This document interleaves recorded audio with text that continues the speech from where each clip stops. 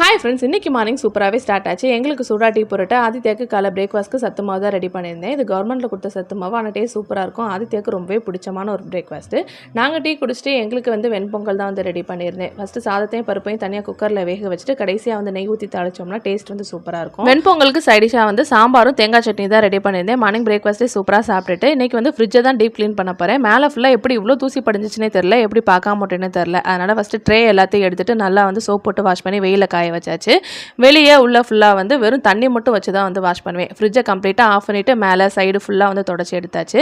மேலே எப்பயுமே ஒரு ஷீட் போட்டு தான் வச்சிருப்பேன். அதில் 3 லேயர் இருக்கும் இல்லையா, அதில் ஒன்றில் கேஸ் புக்கு, இன்னொன்றில் ஒரு நோட் பேடு, ஒரு பென் போட்டு வச்சிருப்பேன். மேலே ஃபுல்லாக இந்த மாதிரி கிளாஸ் ஐட்டம்ஸ், மக்கு, அப்புறம் ஃப்ரிட்ஜோட கண்டெய்னர்ஸ் எல்லாமே அது மேலேயே வச்சிருப்பேன். கீழேயுமே ஷீட் போட்டு வச்சிருக்கனால அப்பப்போ எடுத்து க்ளீன் பண்ணி யூஸ் பண்ணுவேன். ஃப்ரீசர் எல்லாமே க்ளீன் பண்ணி விட்டாச்சு. எல்லாத்தையும் ஆர்கனைஸ் பண்ணி வச்சப்பறம் இப்படி தான் இருக்குது.